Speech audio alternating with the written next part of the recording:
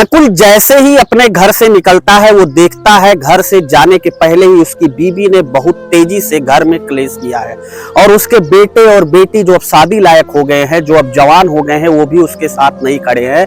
लेकिन जैसे तैसे इस घर के क्लेश को सहते हुए नकुल अपनी साइकिल उठाता है और अपने घर से दूर 15 किलोमीटर जो उसका ऑफिस था, जहां पे वो नौकरी करता था, वहां नौकरी करने के लिए जाता है। वो बेचारा 15 किलोमीटर थका हारा अपनी शारीरिक श्रम से, अपनी शारीरिक मेहनत से जैसे तैसे अपने ऑफिस पहुंचता है। और जब वो ऑफिस पहुंचता है तब वो देखता है कि वो बुरी तरीके से थक चुका है। एक तरफ उसके परिवार के लोग उसके ऊपर दबाव बना रहे हैं और दूसरी तरफ उसकी वो उम्र भी अब धीरे धीरे ढल जा रही है।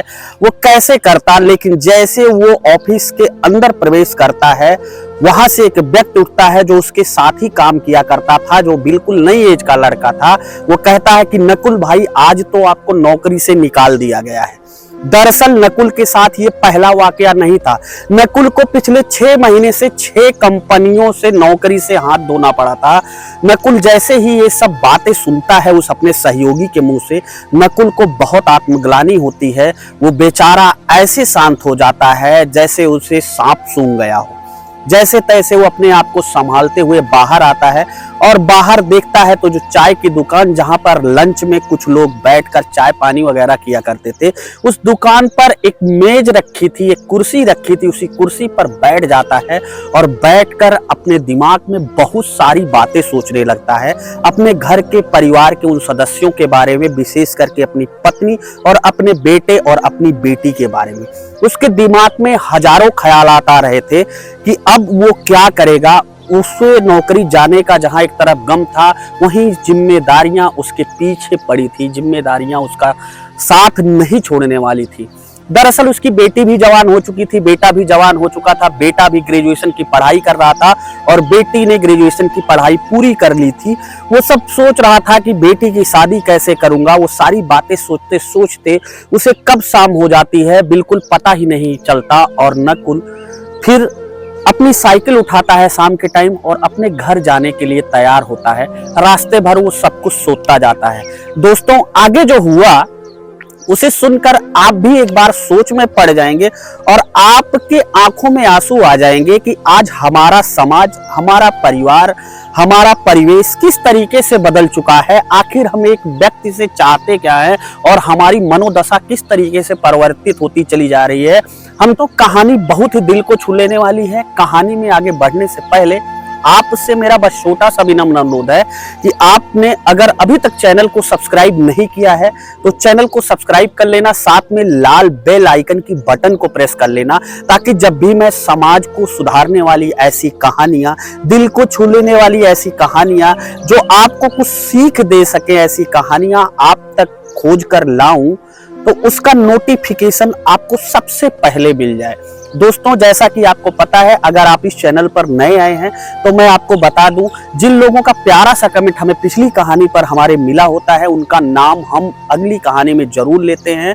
दोस्तों, एक विनम्र अनुरोध आपसे छोटा सा और है कि जब भी आप कहानियों पर आपका कमेंट आता है तो आप अपना नाम तो लिखते ही हैं, पर साथ में आप ये पूरी कहानी कहाँ से देख रहे थे, किस जिले से देख रहे थे, किस राज्य से देख रहे थे, किस प्रदेश से देख रहे थे, किस मोहल्ले से देख रहे, कहाँ से देख रहे थे, ये नहीं बताते हैं। तो मेरा छोटा सा विनम्र अनुरोध आपसे ये भी रहेगा कि अब की बार जब आप इस कहानी पर कमेंट कर रहे हो तो इस बात का विशेष ध्यान रखें कि आप ये पूरी कहानी कहाँ से देख रहे थे, ये जरूर बता दीजिएगा, ताकि हमें भी पता चले कि आखिर हमारी कहानी कहाँ तक पहुँच रही है। दोस्तों, बिना आपका समय जाया किए हुए कहानी की तरफ वापस लौटते हैं। उसके पहले कुछ लोगों के नाम जिनका प्यारा सा कमेंट हमें पिछली कहानी पर प्राप्त हुआ था। सबसे पहला नाम है उसमें तुलसी शर्मा का, जो कि रहने वाले हैं इंडिया के, पर ये दुबई से हमारी कहानी देख रहे थे। इनका पिछला कमेंट हमें प्राप्त हुआ था, तो तुलसी शर्मा जी, आपको बहुत बहुत दिल से धन्यवाद। अगला नाम है फिटनेस ट्रेडर ऑफिशियल, इनका यूट्यूब चैनल है, इन्होंने कमेंट किया था। तो फिटनेस ट्रेडर ऑफिशियल भाई साहब, आप जो भी हैं, आपको दिल से बहुत बहुत धन्यवाद। आनंद चरण साहू हैं, इनका भी प्यारा सा कमेंट आया था। और लक्ष्मी शर्मा जी हैं, इनका भी प्यारा सा कमेंट हमें पिछली कहानी पर प्राप्त हुआ था। तो बहन जी, आपको भी दिल से बहुत बहुत धन्यवाद, साधुवाद।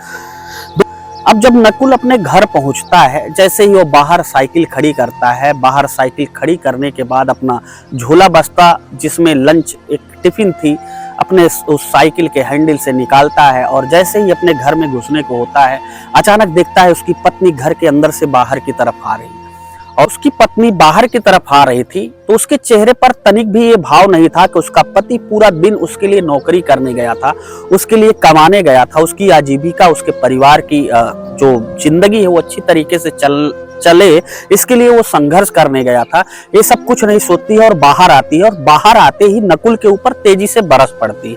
और जब नकुल के ऊपर तेजी से बरस पड़ती है तो नकुल भी शांत होकर अपना झोला बस्ता लिए सीधा घर के तरफ अंदर प्रवेश कर जाता है। और जैसे ही घर के अंदर घुसता है, उसकी बिटिया जो कि बेटे से बड़ी थी, जिसकी उम्र करीब 21 साल की थी, शादी लायक हो गई थी, उसकी बिटिया कहती है कि क्या हुआ पापा, फोन लाए? तो वो कहता है कि नहीं, मैं फोन नहीं ला पाया। तो वो अपने फोन को अपने पिताजी को यानी कि नकुल को दिखाते हुए कहती है कि पापा देख लो मेरा फोन किस तरीके से टूटा हुआ है, बहुत ज्यादा हैंग कर रहा है। जब मैं अपनी सहेलियों के साथ बैठती हूँ तो मेरी सहेलियां मेरा मजा लेती हैं कि तुम्हारे पापा तुम्हें क्या एक फोन भी नहीं दिला सकते हैं? तो कुछ मन में सोचते हुए वो आराम से जाता है, एक चारपाई लगी रहती है, उस चारपाई पर बेचारा इत्मीनान से लेट जाता है। अब वो अपने मन में बहुत सारे ख्यालात सोचता रहता है कि एक तरफ इधर नौकरी चली गई और उधर जो है इन लोगों का ये हाल है। अब वो अपने कई मित्रों को फोन मिलाता है और कई मित्रों से बताता है कि भाई साहब मेरी नौकरी चली गई है और मेरी नौकरी जाने के बाद अब घर की जिम्मेदारियां, घर का जो बीड़ा है, घर का जो बोझ है वो कौन उठाएगा, इसलिए मेरे लिए कहीं नौकरी का जुगाड़ करो। अब वो हैरान परेशान हो जाता है। उसके घर वालों को उसकी हैरानी परेशानी बिल्कुल नहीं दिख रही थी, ना ही उसके बेटे को, ना ही उसकी बेटी को और ना ही उसके पत्नी को। वो बेचारा, अब शाम हो जाती है, धीरे धीरे सब लोग बातें करते रहते, अपने कई मित्रों से वो फोन करके बात करता है नौकरी के बाबत कि उसकी फिर से कहीं नौकरी लग जाए। दरअसल जो नकुल होता है दोस्तों, नकुल जो है वो पढ़ा लिखा तो था, अच्छा खासा उसने पढ़ाई लिखाई की थी, लेकिन कंप्यूटर का नॉलेज उसे अच्छी तरीके से नहीं था। इसलिए उसने पिछले 3 महीने से कंप्यूटर का कुछ नॉलेज भी प्राप्त किया था, कुछ ज्ञान भी प्राप्त किया था। लेकिन जिस हिसाब से उसके कंपनी में और नए उम्र के बच्चे आ रहे थे, जो नए उम्र के बच्चे आ रहे थे, उनके अपेक्षा वो काम कंपनी में सही से नहीं कर पाता था। यही एक रीजन था कि वो पिछले 6 महीने से 6 कंपनियों से बेचारा निकाला जा चुका था। खैर नकुल अब जब शाम हो जाती है, अंधेरा होने लगता है, तो वो देखता है ना उसकी पत्नी ने उसे चाय के लिए पूछा, ना उसको पानी के लिए पूछा। और इधर दोनों संतानों की तो अलग ही हाल है, उनका तो जाने ही दीजिए वो क्या कैसे करेंगे। अब बेचारा उठता है, अपना एक थाली लेता है, थाली लेकर रसोई घर में जाता है जहां पर किचन था खाना बनाने का, वहां जाता है, वो खाना निकालता होता है, खाना निकाल के खाता है। यहाँ तक कि उसे घर का कोई सदस्य पानी के लिए भी नहीं पूछता है, सब अपनी जिम्मेदारियां ही उसके ऊपर थोपे जा रहे थे। जैसे तैसे पूरी रात गुजर जाती है। पूरी रात गुजर जाने के बाद वो बहुत बार रात में कई बार अचानक उठ जाता है। दरअसल उसे शुगर की बीमारी भी थी और शुगर की बीमारी उस समय ज्यादा बढ़ गई थी उसकी, बहुत ज्यादा हैरान परेशान। अगले दिन जैसे ही सुबह वो सोकर उठता है, देखता है कि उसकी पत्नी चाय कौन देने को कहे, बल्कि वो बरसना शुरू हो गई है। और फिर से वही कल वाली कहानी रिपीट कि तुम्हें तो कुछ जनाई ही नहीं पड़ता, तुम कुछ नहीं कर रहे हो, बेटी शादी लायक हो गई है, बेटा भी शादी लायक कुछ दिन बाद हो जाएगा। अचानक से उसका बेटा आ जाता है, उसके सामने ही बैठकर चाय पीता है, लेकिन अपने बाप को, अपने पिता को एक बार भी नहीं पूछता कि पापा क्या आपने चाय पी कि नहीं पी। दरअसल दोनों में बोलचाल बंद थी। वाकया ऐसा था कि एक दिन उसका बेटा अपने कई अय्याश दोस्तों के साथ ड्रिंक करके आया था, शराब का सेवन करके आया था। और जब वो शराब का सेवन उसकी जिंदगी में पहली बार करके उसका बेटा आता है, तो वो देखता है, अपने बेटे को समझाता है कि बेटा मैं तुम्हारा बाप हूं, लेकिन आजीवन मैंने कभी इसका सेवन नहीं किया और तुम आज इस तरीके से आए हो घर पर चलकर। और वो गुस्सा होकर नकुल अपने बेटे के ऊपर जैसे ही हाथ उठाना चाहता है, उसका बेटा चूंकि जवान हो चुका था, हाथ से हाथ पकड़ लेता है और कहता है कि पिताजी भूल से भी हाथ मत उठाना। अब नकुल को अपने बेटे की ये बर्ताव देख के, ये आदत देख के बहुत आत्मग्लानि होती है और वो ठान लेता है कि वो अपने बेटे को आजीवन कभी कुछ नहीं कहेगा, क्योंकि बेटा बालिग हो चुका है, उसकी मर्जी, वो चाहे जो करे। इसलिए दोनों की बोलचाल बंद थी। अब बेटा जो है चाय पी के कप वहीं रखकर चला जाता है। नकुल बेचारा उठता है और फिर कुछ देर बाद स्नान वगैरह करके पूजा पाठ करके अपना साइकिल उठाता है और निकल जाता है एक नौकरी की खोज में, एक जॉब की खोज में, जिससे कि उसके घर की आजीविका अच्छी तरीके से चल सके। अब वो जब रास्ते में जाता है तो रोड पर वो कब पहुंच जाता है सोचते सोचते उसे पता ही नहीं चलता। और जब वो रोड पे पहुंच जाता है, क्योंकि उस समय उसका शुगर भी बहुत ज्यादा हाई हुआ रहता है, उसकी पूरी शरीर सुन्न पड़ी थी और नकुल ये घर की जिम्मेदारियों के बोझ को सोचते सोचते सीधा मेन रोड पर आ जाता है। और मेन रोड पर जब वो आता है तो ऐसा प्रतीत होता है कि उसके कान भी अब काम सही तरीके से नहीं कर रहे हैं, उसे कुछ भी अब सुनाई नहीं दे रहा है। अचानक सामने से आ रही एक ट्रक नकुल को हॉर्न देती है, लेकिन नकुल का शरीर पूरी तरीके से सोच में और शुगर में दोनों तरीके से पूरी तरीके से सुन्न पड़ चुका था। अब नकुल मरता क्या न करता, ट्रक वाला काफी हॉर्न देता है लेकिन नकुल को सुनाई नहीं पड़ता है और वो ट्रक नकुल के ऊपर से चढ़ती हुई गुजर जाती है। नकुल वहीं ऑन स्पॉट ढेर हो जाता है। कहने का मतलब नकुल अब दुनिया को छोड़कर जा चुका था। अब जब नकुल दुनिया को छोड़कर जा चुका था, जैसे ही ये बात उसके घर तक पहुंचती है, उसकी पत्नी, उसका बेटा, उसकी बेटी, सारा परिवार मिलकर आता है। लोग बहुत ज्यादा दुखी होते हैं, बहुत ज्यादा पूरा परिवार रोता है और पूरा परिवार रोने के बाद उसकी डेड बॉडी को लाकर अंतिम संस्कार किया जाता है। अंतिम संस्कार करने के बाद कुछ जो और औपचारिकताएं होती हैं वो औपचारिकताएं पूरी की जाती हैं। लमसम 1 महीना बीत जाता है जो उसकी पत्नी ने कुछ छोटे छोटे रुपए, छोटे छोटे पैसे इकट्ठा कर आजीविका चलाने के लिए रखा था। वो पैसे वो अपने खर्च में लगा रही थी, लेकिन कुछ दिन बाद जब वो पैसे खत्म हो जाते हैं तो परिवार के ऊपर एक आर्थिक संकट आ जाता है। अब इधर उसकी पत्नी जो हमेशा सजी धजी रहती थी, उसी के पैसे से जो नकुल कमा कर लाता था, अब बिना सिंदूर के हो गई थी, बिना बिंदी के हो गई थी। अब तो वो श्रृंगार करना भी पूरी तरीके से भूल चुकी थी। धीरे धीरे वक्त गुजरता रहा। जो बेटी अपने बाप से फोन की मांग कर रही थी, उस मांग को वो कब भूल चुकी थी वो खुद भी नहीं समझ पाई। वो अपने आप को कोस रही थी कि काश उस दिन मैंने पिताजी से मोबाइल ना मांगा होता। पूरा परिवार ही यही सोच रहा था कि काश इतनी ज्यादा जिम्मेदारियां एक व्यक्ति पर ना थोपी गई होती। ये सब सोचते हुए पूरा परिवार धीरे धीरे अपने समय को काट रहा था।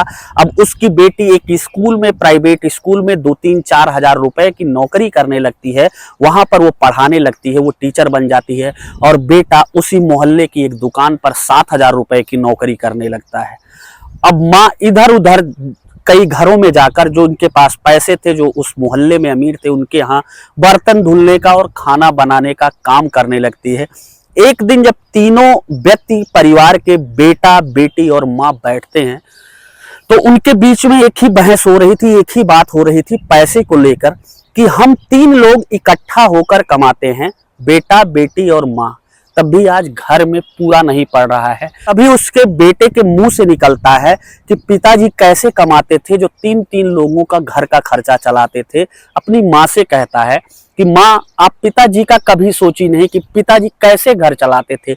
आज हम 3 लोग कमा रहे हैं लेकिन घर को अच्छी तरीके से मैनेज नहीं कर पा रहे हैं, घर को अच्छी तरीके से चला नहीं पा रहे हैं। और एक पिता जिसकी उम्र 50-52 साल की हो चुकी थी, वो बेचारा कैसे घर को चला रहा था। माँ कहती है कि हाँ बेटा, तुम बिल्कुल सही कह रहे हो।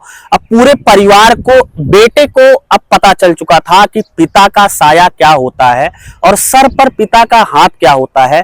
और वहीं पर पत्नी को भी पता चल चुका था कि वास्तव में पति का पत्नी के ऊपर हाथ रहना कितना बड़ा होता है और पति के ना रहने के बाद जिम्मेदारियां कैसी हो जाती हैं। आज उस पत्नी को भी अच्छी तरीके से पता चल चुका था, जो हमेशा पति के ऊपर गुस्सा रहती थी, हमेशा पति के से कहीं आते जाते उठते बैठते उसके साथ कलेश करती थी, उसके साथ झगड़ा करती रहती थी। और बेटी भी इधर जान चुकी थी कि आखिर पिता कैसे उस घर को मैनेज करता था। दोस्तों, तो ये थी आज की पूरी मार्मिक कहानी, दिल को छू लेने वाली कहानी। दोस्तों, इस कहानी को सुनाने का सिर्फ एक उद्देश्य था कि अगर आपके घर में भी कोई जिम्मेदार है, आपसे बड़ा है, आपसे सीनियर है, चाहे वो पिता हो, चाहे वो भाई हो, चाहे चाचा हो, रिश्ते बदल सकते हैं, लेकिन अगर वो आपकी जिम्मेदारियां निभा रहा है तो उसकी हमेशा कदर करना सीखिए, क्योंकि उसके ना रहने के बाद उसकी कदर आप करेंगे तो किसी मतलब की नहीं है, और उसके ना रहने के बाद आपको पता चलेगा कि उसका रहना ही आपके जीवन में सब कुछ था। दोस्तों, तो फिलहाल ये पूरी कहानी आपको कैसी लगी? आप ये पूरी कहानी किस जिले से, किस राज्य से, किस प्रदेश से, कहां से देख रहे थे? अपनी दिल की राय हमें कमेंट बॉक्स में जरूर बताइएगा। अगली कहानी में मैं आपका नाम जरूर लूंगा। हूं एक ऐसी ही दिल को छू लेने वाली सामाजिक कहानी के साथ आपको जल्द ही। तब तक के लिए जय हिंद, वंदे मातरम।